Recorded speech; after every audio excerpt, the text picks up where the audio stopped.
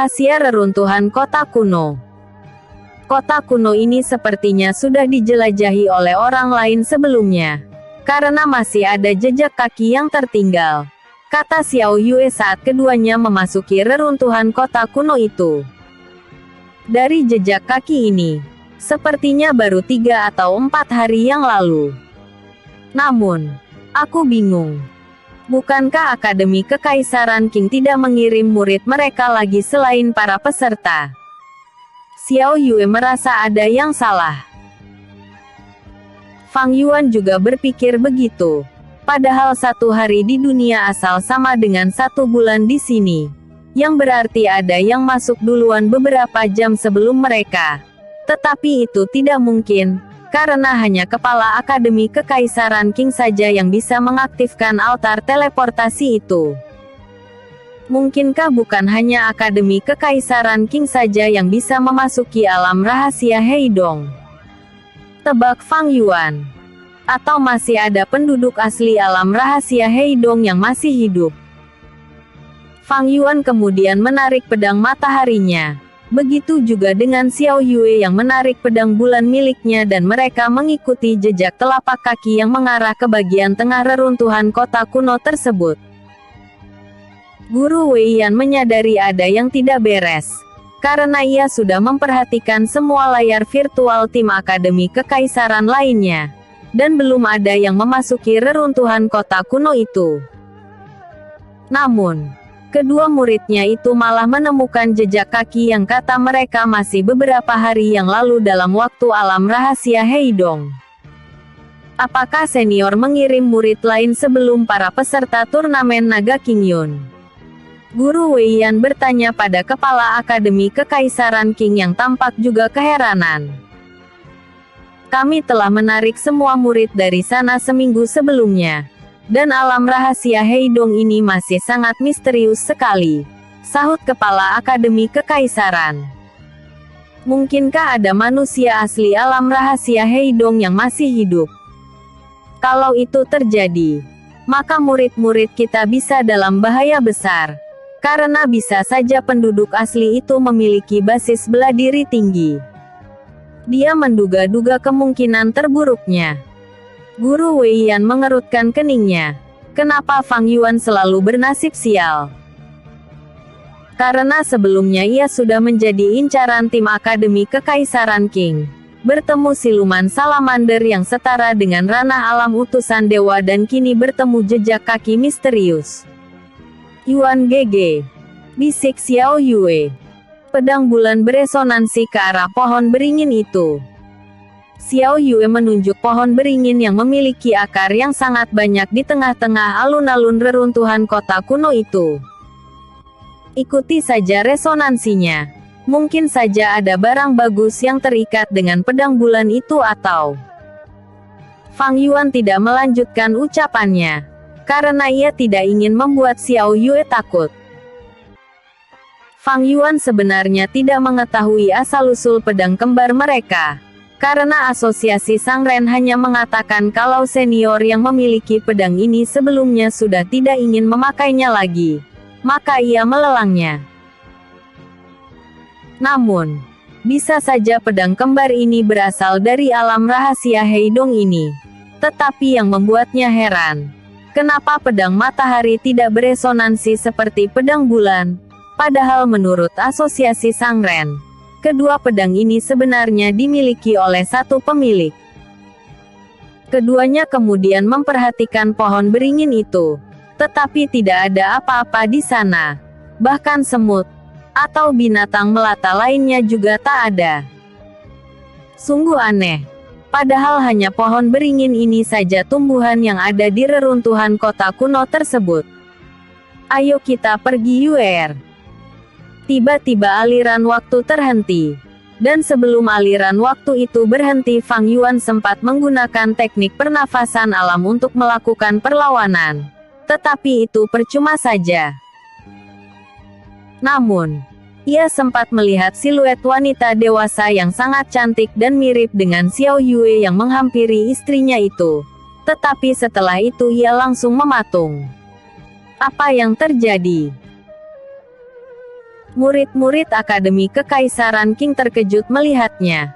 Kenapa Fang Yuan dan Xiao Yue mematung? Bahkan kepala Akademi Kekaisaran yang merupakan Rana Absolute God tidak bisa melihat siluet wanita yang mirip Xiao Yue tersebut. Karena pecahan jiwanya juga dipaksa berhenti memproyeksikan kejadian itu ke layar virtual di halaman Istana Bunga. Xiao Yue terkejut, tiba-tiba ia muncul di medan perang yang sangat mengerikan dan ia melihat pria dewasa yang mirip dengan Fang Yuan dengan membabi buta menghancurkan pasukan musuh. Begitu juga dengan wanita dewasa yang mirip dirinya. Ratu Yue, semua musuh sudah dilumpuhkan. Sekarang aku akan kembali ke negeri asalku, kata pria Rana Absolute God yang mirip dengan Fang Yuan tersebut dan ia mengembalikan pedang matahari pada Ratu Yue. Ratu Yue tampak sedih menerima pedang matahari dan berkata, "Kenapa GG tidak tinggal bersamaku saja dan aku akan membiarkan GG memakai senjata pusaka kerajaan suci Heidong ini?" Dia tampak berharap sekali agar pria yang sangat dicintainya itu tidak pergi meninggalkannya. Sosok pria yang mirip dengan Fang Yuan tersebut menarik nafas dalam-dalam dan menengadah menatap bintang-bintang di langit. Ia kemudian menghampiri Ratu Yue dan menciumnya. "Maaf Ratuku. Domain dewa memiliki aturan yang sangat ketat. Mereka pasti akan mencariku.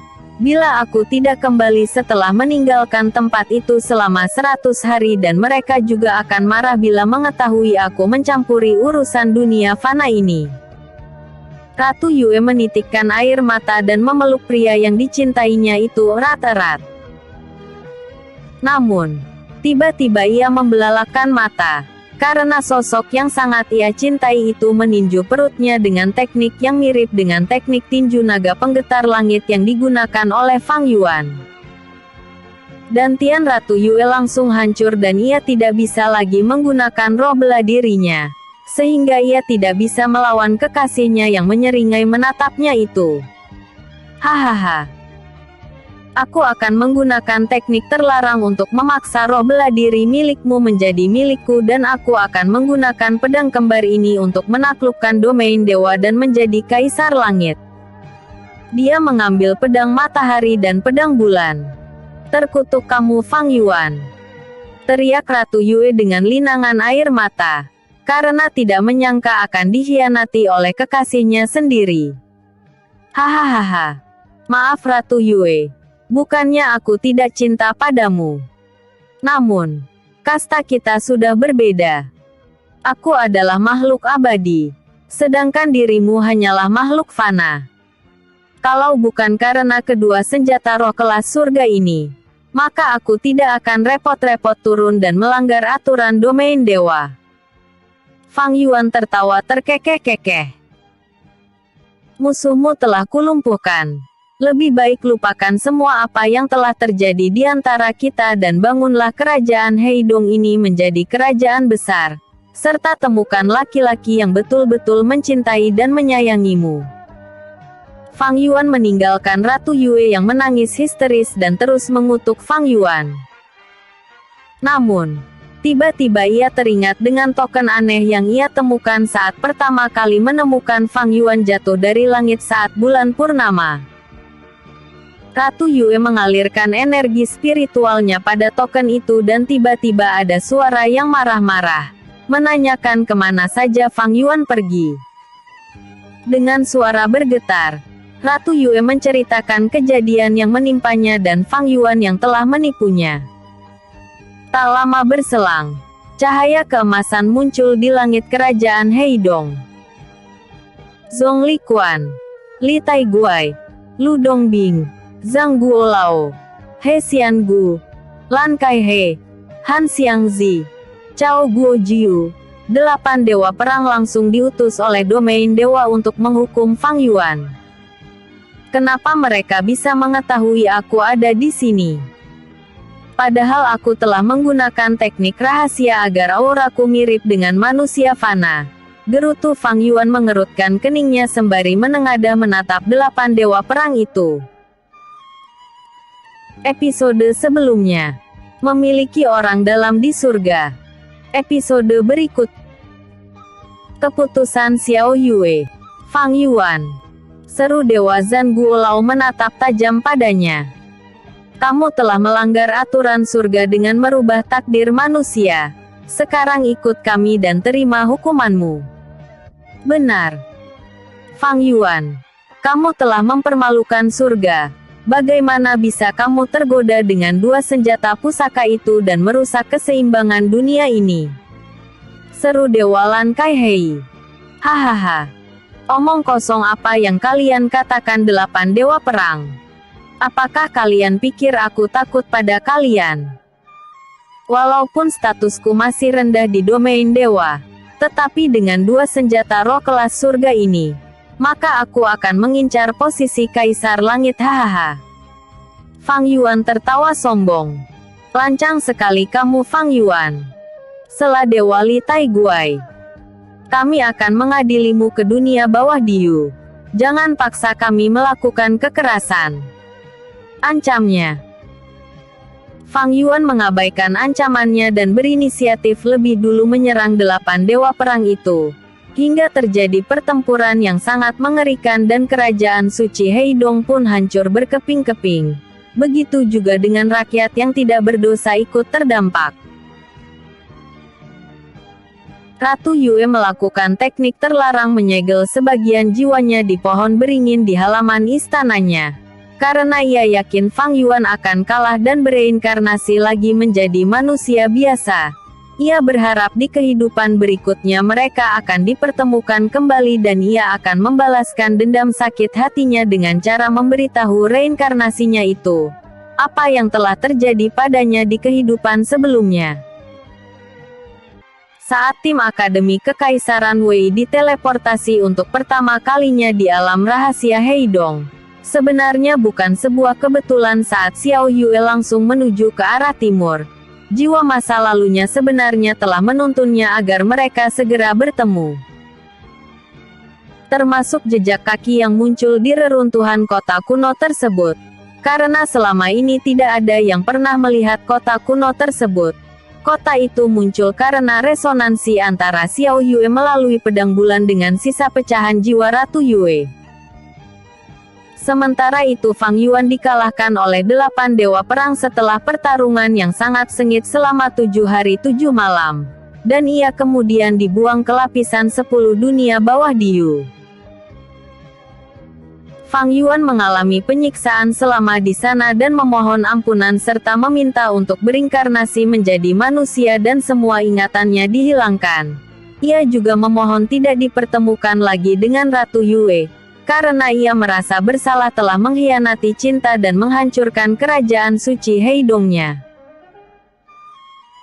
Namun, benang takdir tak bisa dirubah. Secara alami mereka dipertemukan kembali dan saat ini Xiao Yue telah mengetahui apa yang terjadi pada kehidupan sebelumnya. Tetapi Fang Yuan tidak mengetahui apa-apa walaupun ia menggunakan pedang matahari yang merupakan harta pusaka kerajaan suci Heidong. Xiao Yue menitikkan air matanya. Hatinya terasa sakit mengetahui takdir yang dialaminya di masa lalu dan benang takdir itu merajut keduanya kembali. Kenapa bisa begini? Apa yang harus kulakukan? Xiao Yue kebingungan. Karena ia sudah terlanjur mencintai Fang Yuan seperti yang dialami oleh Ratu Yue di masa lalu. Lupakan dia. Bunuh segera. Sebelum ia menjadi kuat. Kalau kamu terlambat, ia yang akan melenyapkanmu dan mengambil roh bela dirimu itu.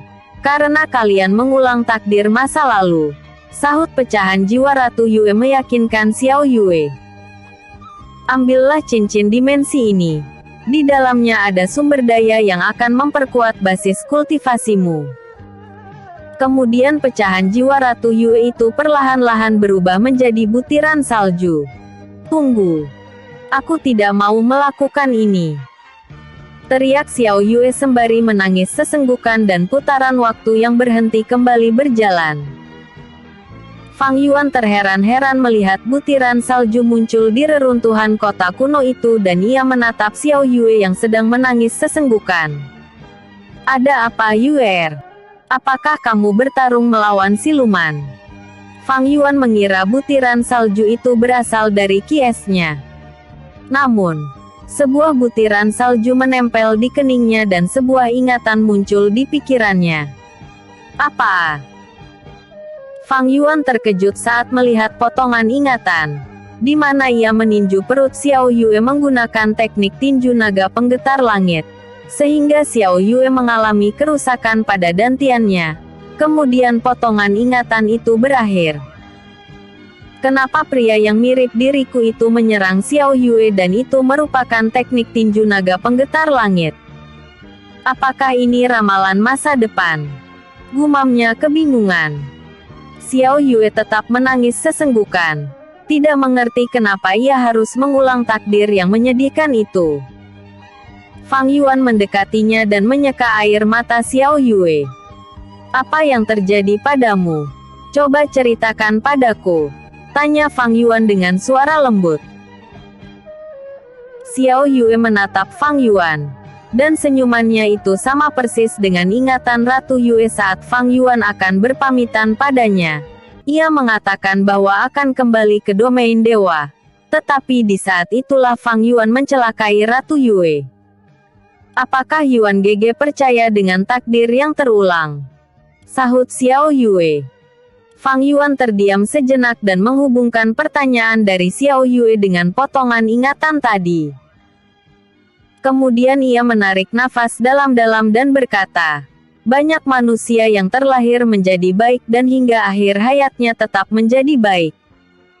Banyak juga manusia yang awalnya sangat baik menjadi jahat di akhir hayatnya.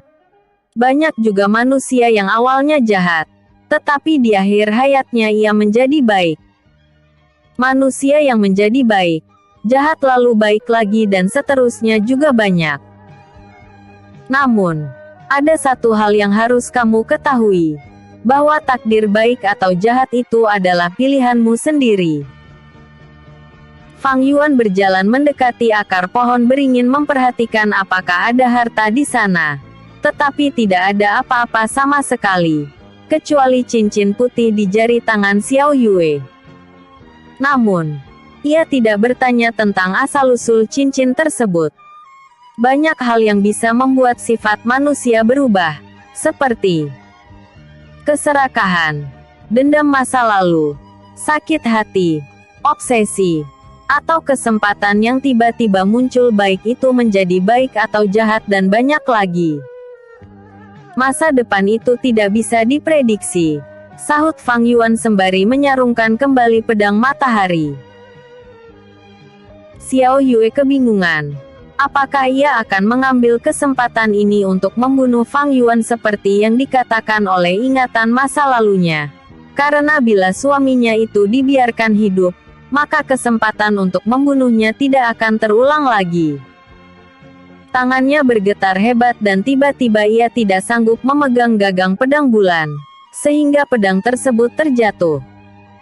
Fang Yuan menoleh ke belakang dan memungut pedang bulan. Sepertinya kamu mengalami sesuatu yang buruk. Bagaimana kita mencari tempat beristirahat saja? Lagi pula sebentar lagi akan malam, kata Fang Yuan sembari menyarungkan pedang bulan. Guru Wei Yan merasa heran. Kenapa tiba-tiba Xiao Yue tampak sedih setelah mereka mematung dalam waktu yang cukup lama? Apakah dia terkena serangan spiritual dari siluman yang bisa memanipulasi pikiran? Gumam Guru Wei Yan dan kepala Akademi Kekaisaran Qing juga berpikiran sama dengannya. Fang Yuan menemukan sebuah kamar kecil di bekas istana kerajaan suci Heidong dan segera membersihkannya agar mereka bisa tidur di sana. Namun, tiba-tiba burung kecil yang merupakan pecahan jiwa kepala Akademi Kekaisaran ingin masuk juga dan Fang Yuan langsung mencegatnya. Hei! Berikan kami privasi. Apakah kalian ingin mengintip kami tidur juga? Umpat Fang Yuan sembari mengacungkan jari tengah pada burung kecil itu. Kepala Akademi Kekaisaran Qing tertawa terkekeh-kekeh mendengarnya. Karena ia teringat kalau Fang Yuan dan Xiao Yue adalah pasangan suami istri. Air suci. Xiao Yue menatap wajah Fang Yuan yang sedang terlelap tidur di sebelahnya.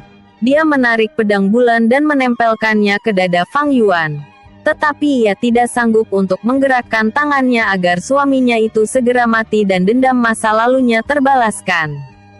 Tidak, tidak. Apa yang telah kulakukan? Xiao Yue menitikkan air matanya dan segera menyarungkan kembali pedang bulan. Kiks, kiks, kiks. Xiao Yue menangis sesenggukan dan Fang Yuan yang sebenarnya pura-pura tidur segera bangun dan memeluk Xiao Yue. Ada apa denganmu, Yue? Aku merasa kamu bersikap aneh setelah mendekati pohon beringin tadi, kata Fang Yuan sembari membalut selimut tebal ke tubuh Xiao Yue yang tidak mengenakan apapun itu. Bagaimana kalau kita keluar menghirup udara segar dan menengadah menatap bintang-bintang? Mungkin dengan begitu, kesedihanmu bisa reda. Fang Yuan memapahnya. Guru Wei Yan langsung muntah darah saat melihat layar virtual di halaman istana bunga tersebut, di mana Xiao Yue keluar dari kamar dengan dibalut selimut tebal dan Fang Yuan hanya mengenakan celana pendek dengan gambar kucing oranye tersenyum lebar. Kia, dia tampan sekali. Murid-murid wanita Akademi Kekaisaran Qing terpesona melihat tubuh-tubuh Fang Yuan yang lumayan bagus, tidak terlalu berotot dan juga tidak kurus. Namun, murid-murid pria malah mencibirnya dan mengatakan kalau Fang Yuan itu murid mesum. Xiao Yue menyandarkan kepalanya di bahu Fang Yuan dan berkata, "Apakah Yuan Gege mencintaiku?" Dia penasaran. Seperti apa dirinya di mata Fang Yuan. Fang Yuan menarik nafas dalam-dalam dan menyeka air mata Xiao Yue sembari berkata, "Awalnya aku hanya menjadikanmu sebagai pelarianku saja, karena di klan Fang aku telah dibuang oleh mereka. Namun, setelah sekian lama waktu berlalu, aku menyadari kalau aku telah terbenam dalam kasih sayang yang Yue berikan dan sulit rasanya memutus benang suci yang mengikat hubungan kita. Apalagi saat ada laki-laki tampan dan berasal dari keluarga bangsawan maupun klan besar yang dekat-dekat denganmu. Sebenarnya aku cemburu. Namun, aku diam saja dan yakin Yue tidak akan mengkhianatiku." Xiao Yue terkejut mendengar kata hianati itu, karena di kehidupan sebelumnya, dia dikhianati oleh sosok yang mirip dengan Fang Yuan. Kalau Yue tidak ingin menceritakan apa yang membuatmu sedih, ya tidak apa-apa. Namun, Gege menyarankan ceritakan saja, karena saat sebuah masalah diatasi bersama, maka beban yang ditanggung itu akan menjadi lebih ringan. Fang Yuan membujuk Xiao Yue dan berharap hatinya luluh, karena ia sebenarnya sangat khawatir apa yang sebenarnya terjadi padanya. Xiao Yue mengalirkan energi spiritualnya pada cincin dimensinya dan terkejut melihat secarik kertas yang bertuliskan, "Bila kamu tidak sanggup memikul beban takdir dari masa lalumu, minumlah air suci ini. Maka ingatan yang terhubung di antara kita akan menghilang dan aku berharap kalian hidup bahagia serta kisah lama kami tidak terulang kembali." Xiao Yue menatap wajah Fang Yuan yang menengadah menatap langit. Ia yakin Fang Yuannya ini bukanlah dewa Fang Yuan dari domain dewa. Lagi pula sejak kecil Fang Yuan sudah ditinggal kedua orang tuanya yang dibunuh perampok dan ditinggal juga oleh kakek yang membesarkannya. Bagaimana mungkin Fang Yuan akan mengkhianati cintanya? Yuan Gege. Xiao Yue berkata pelan dan Fang Yuan segera menatapnya. Sebenarnya, Xiao Yue menceritakan semua yang dialaminya saat bertemu pecahan jiwanya pada Fang Yuan. Hahaha. Ternyata aku adalah dewa yang hebat dan berani menantang 8 dewa perang. Bahkan menentang Kaisar Langit. Fang Yuan tertawa terkekeh-kekeh mendengarnya, sehingga Xiao Yue langsung cemberut karena Fang Yuan tidak serius menanggapinya. Kenapa Sun Gokong tidak datang membantu Gege? Ya. Padahal kalau kami beraliansi, Mungkin Neza saja bisa kutendang bokongnya hehehe. Fang Yuan menjadikan cerita itu sebagai sebuah lelucon. Melihat Xiao Yue cemburu, Fang Yuan berhenti tertawa dan berkata, "Kalau aku ingin berkhianat, sebenarnya aku tinggal pergi saja sejak awal saat Dantian Phoenix-ku terbuka. Pasti klan Fang dengan sepenuh hati menerimaku kembali. Tetapi apa? Aku tetap setia menemani Yue tidur bersama hehehe." Fang Yuan mencubit pipinya. Namun, sebenarnya ia sangat terkejut dengan kehidupan masa lalunya itu. Jadikanlah masa lalu itu sebagai pelajaran agar masa depan kita menjadi lebih baik. Dan bisa saja itu terulang kembali akibat sebuah obsesi atau keserakahan yang tiba-tiba terlintas di benak kita. Namun, aku tahu caranya agar kamu tak perlu khawatir. Aku menjadi Dewa Fang Yuan versi terbarunya, bisik Fang Yuan. Apa itu? Xiao Yue dengan antusias ingin mendengarnya. Kita buat anak yang lucu hehehe. Fang Yuan tertawa terkekeh-kekeh. Xiao Yue segera mengeluarkan air suci dari cincin dimensinya. "Mari kita lupakan semua ini," katanya lagi sembari memberikan setengah air suci itu untuk Fang Yuan. Sehingga keduanya tak perlu mengingat kehidupan masa lalu mereka. Lagi pula Xiao Yue sudah bernafas lega setelah mengetahui kalau Fang Yuan ternyata sangat mencintainya. Fang Yuan menoleh ke segala arah dan bernafas lega. Ternyata burung kecil pecahan jiwa kepala Akademi Kekaisaran tidak mengikuti mereka. Mungkin karena ia mengenakan celana pendek saja dan Xiao Yue hanya dibalut selimut tebal. Sehingga kepala Akademi Kekaisaran merasa tidak perlu menayangkan pembicaraan mereka. "Aku, Xiao Yue akan sehidup semati dengan Yuan Gege," teriak Xiao Yue. "Bintang-bintang akan menjadi saksinya," katanya sembari menenggak air suci tersebut dan diikuti oleh Fang Yuan. Keduanya langsung tertidur dan keesokan paginya terbangun oleh sengatan sinar matahari pagi.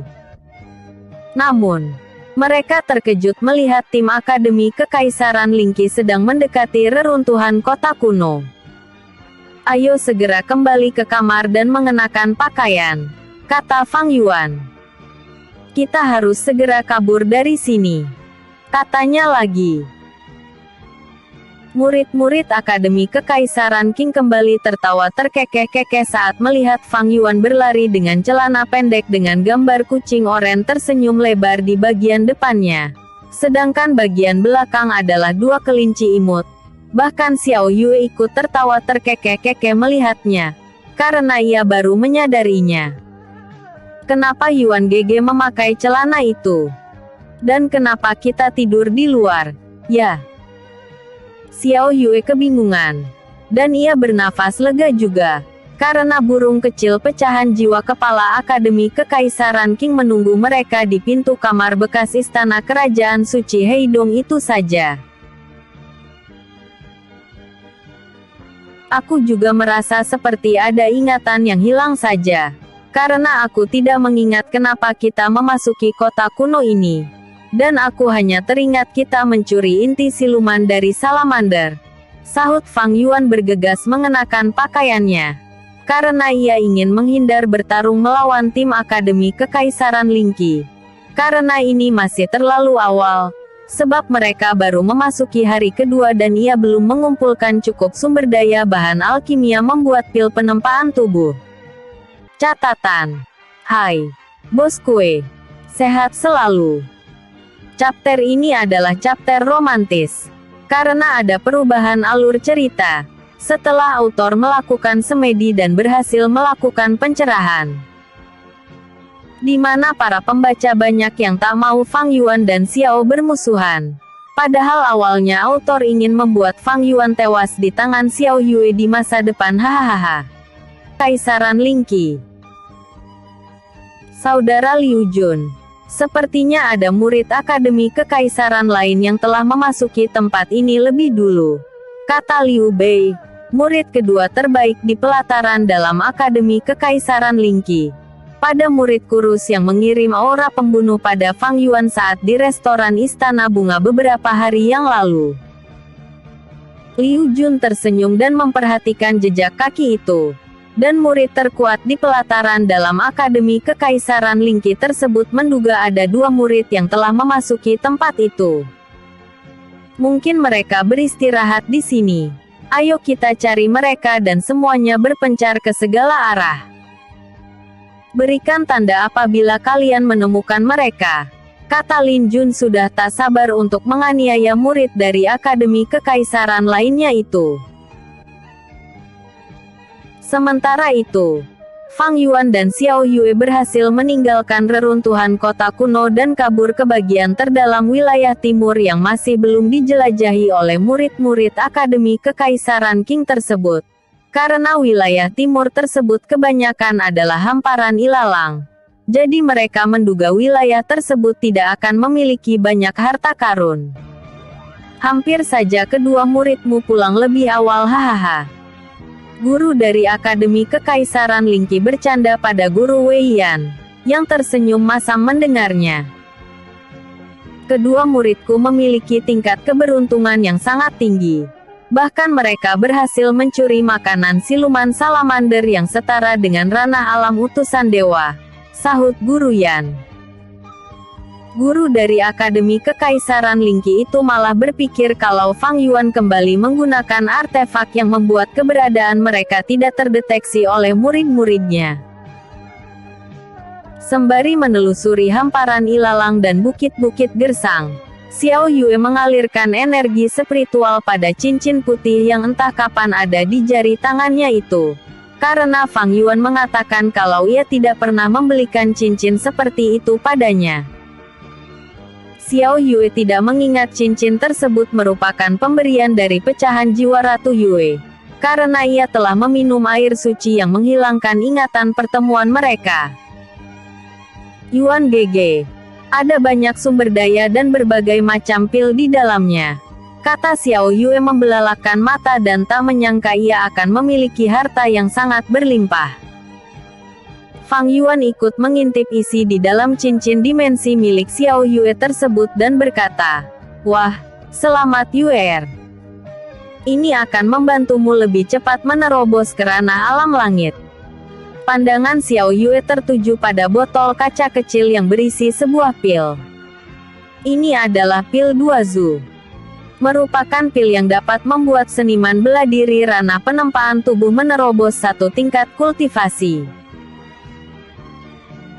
Xiao Yue sangat senang melihatnya. Karena dengan begini, suaminya bisa langsung menerobos ke ranah penempaan tubuh tahap Tian. Sedangkan ia sendiri sudah tidak berguna mengkonsumsi pil Duazu tersebut. Karena ia sudah pernah mengkonsumsinya saat menerobos dari ranah penempaan tubuh tahap di ke ranah penempaan tubuh tahap Tian beberapa bulan yang lalu. Seniman bela diri hanya bisa mengkonsumsi pil Duazu sekali saja. Dan untuk kedua kalinya maka pil tersebut tidak akan memiliki khasiat apapun. Yuan GG. Gunakan pil Duazu ini untuk menerobos ranah kultivasimu. Kata Xiao Yue sembari memberikan botol kaca kecil yang berisi pil Duazu pada Fang Yuan. Yang langsung terkejut melihatnya dan matanya berbinar-binar menatap Xiao Yue. "Yue, kamu baik sekali," sahut Fang Yuan sembari memonyongkan bibirnya untuk mencium Xiao Yue yang langsung menyilangkan tangannya. "Yuan GG. Jangan bergurau lagi. Kita sedang dikejar oleh murid Akademi Kekaisaran lain," gerutu Xiao Yue malu dengan tindakannya itu.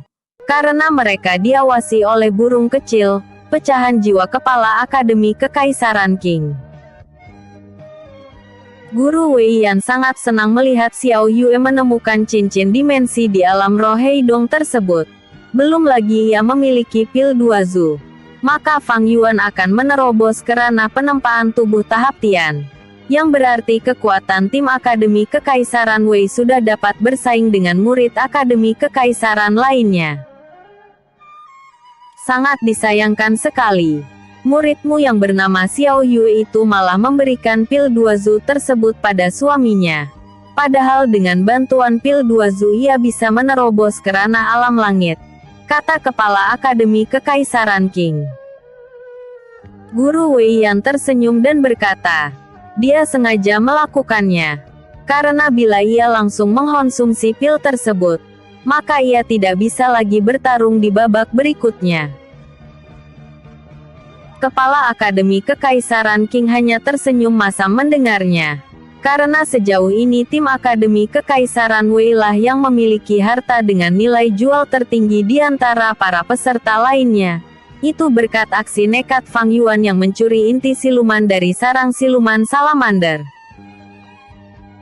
Fang Yuan menyimpan pil 2 Zu tersebut pada kantung penyimpanannya dan berkata, kita harus menjauh lebih dulu dan memperkirakan tak ada yang akan mencapai tempat kita saat aku sedang menerobos. Karena petir ilahi akan menunjukkan posisi kita berada nantinya. Keduanya langsung bergerak sangat cepat, menjauh, sejauh mungkin dari reruntuhan kota kuno. Liu Jun memasuki kamar kecil yang sangat bersih di sebuah ruangan bekas istana Kerajaan Suci Heidong dan ia menyimpulkan bahwa seseorang telah menempati tempat ini serta kemungkinan besar ia telah kabur saat melihat kedatangan mereka. Liu Jun menembakkan kembang api agar rekan-rekannya segera berkumpul kembali. Dan hanya beberapa tarikan nafas saja. Mereka semua telah berkumpul di hadapan Liu Jun. Murid yang bersembunyi di sini telah kabur menuju wilayah timur. Ayo kita kejar dia. Seru Liu Jun. Yakin murid tersebut mungkin telah mengumpulkan harta yang banyak dari bekas reruntuhan kota ini. Karena bekas istana kerajaan suci Heidong ini sudah tidak meninggalkan harta apapun lagi, kecuali puing-puing bangunan serta beberapa ruangan kosong. Bukankah lebih baik kita mencari harta ke sisi yang berbeda saja? Karena aku yakin wilayah yang kita jelajahi ini tidak memiliki harta karun. Sela murid wanita yang merupakan murid terkuat keempat di pelataran dalam Akademi Kekaisaran Lingqi. Liu Jun menatap tajam pada murid cantik tersebut dan mencekik lehernya. Aku adalah pemimpin di sini dan tak ada yang boleh membantah kata-kataku. Kita di sini untuk menunjukkan kalau Akademi Kekaisaran Lingqi adalah yang terkuat di benua Qingyun.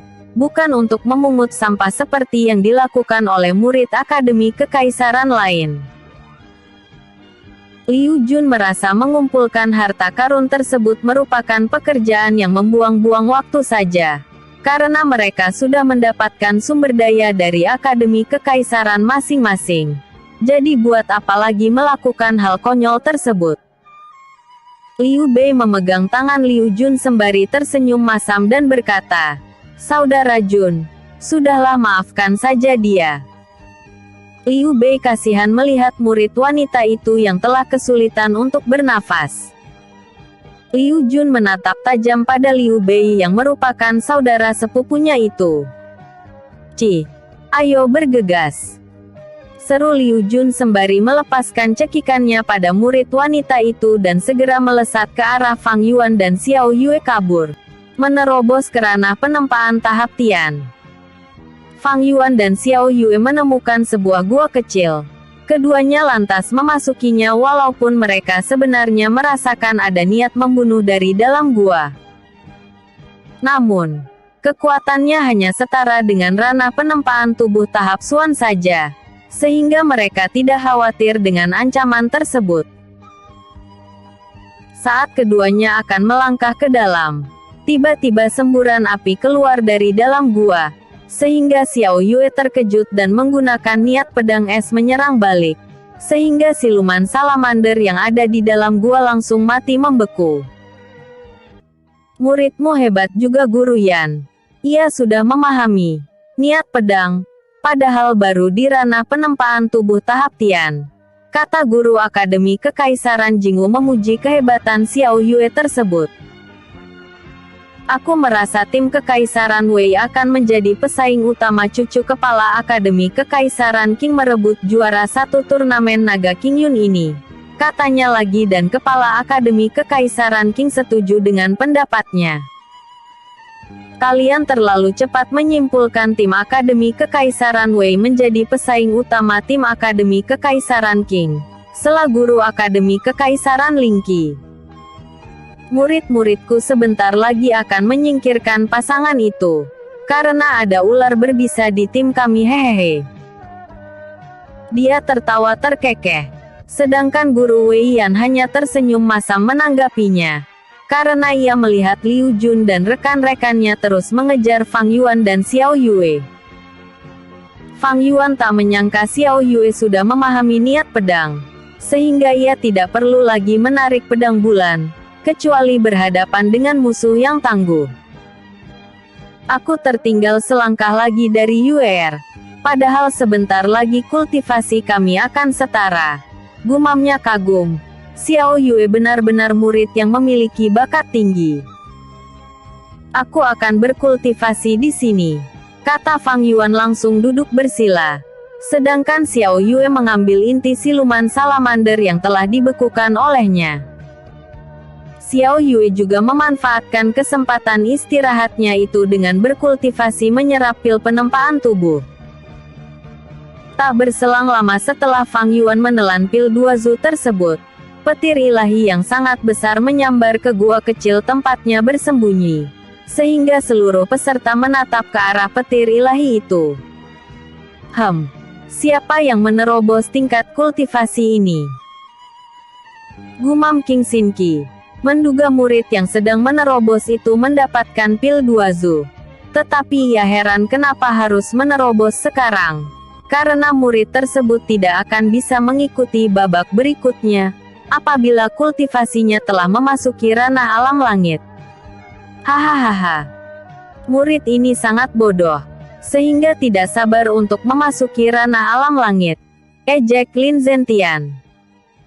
Namun, mereka terkejut saat petir ilahi itu hanya menyambar sebanyak 4 kali saja, yang berarti murid menerobos itu adalah ranah penempaan tubuh tahap D. Murid-murid Akademi Kekaisaran Qing saling berpandangan dan berkata, itu adalah Fang Yuan. Tak menunggu lama, mereka langsung menuju arah sambaran petir tersebut.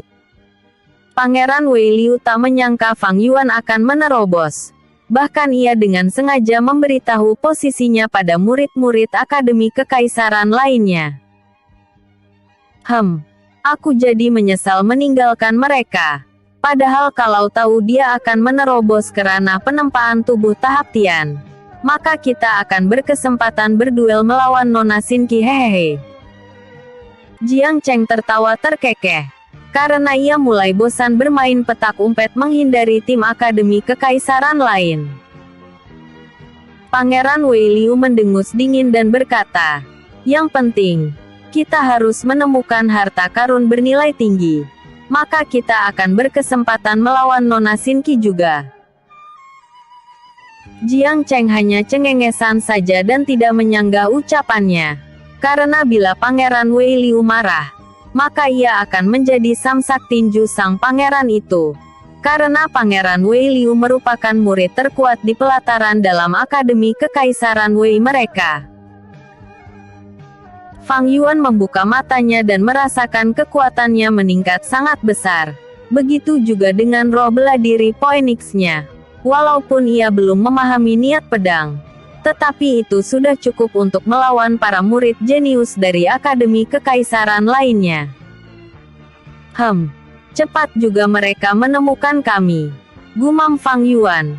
Merasakan keberadaan 5 murid ranah penempaan tubuh tahap Tian mendekati mereka. Ayo Yuer. Sudah waktunya kita berlatih bertarung hidup mati, katanya pada Xiao Yue yang duduk bersila sedang berkultivasi. Xiao Yue membuka matanya dan tersenyum manis menatap Fang Yuan. Dia tak menyangka akan melakukan pertarungan pertama bersama suaminya hari ini. Dan detak jantungnya berdegup kencang. Karena gugup, walaupun tahu Fang Yuan akan menggunakan kekuatan aslinya apabila ia dalam keadaan bahaya nantinya.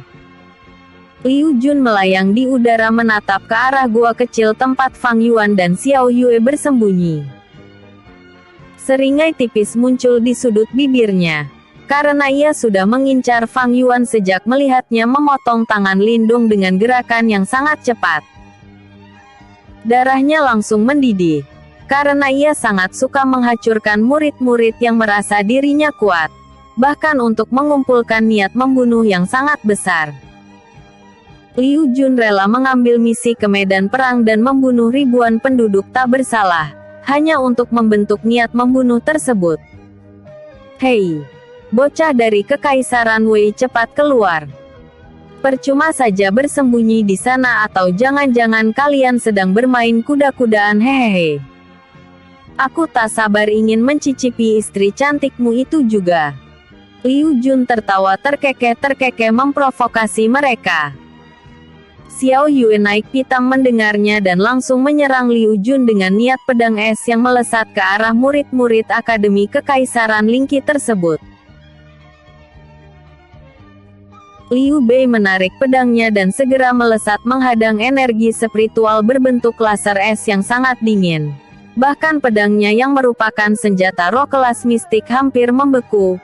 Untung saja ia langsung mengalirkan ki apinya untuk mencairkan energi spiritual es tersebut, sehingga tak mencapai tangannya.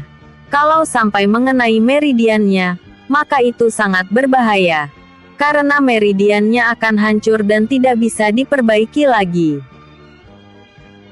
Wah, aku tak menyangka ternyata murid pendiam ini sangat galak juga dan memiliki roh bela diri langka, kata Liu Jun sembari mengeluarkan aura pembunuh yang sangat kuat, sehingga Xiao Yue merasa tertekan dan batuk mengeluarkan seteguk darah.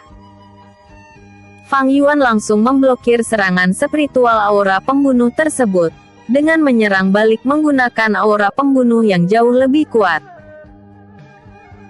Namun, tidak sampai mencelakainya, karena aura pembunuh itu berasal dari siluman, bukan membunuh manusia seperti yang dilakukan oleh Liu Jun, sehingga Fang Yuan lebih cocok mengintimidasi para siluman dan hanya bisa digunakan menakut-nakuti musuh yang lemah saja. Namun, itu bisa digunakan memblokir serangan spiritual aura pembunuh seperti yang dilakukan oleh Liu Jun. Kenapa ia bisa memiliki aura pembunuh yang sangat kuat? Apakah di Kekaisaran Wei ada yang menjual siluman dalam jumlah yang sangat banyak?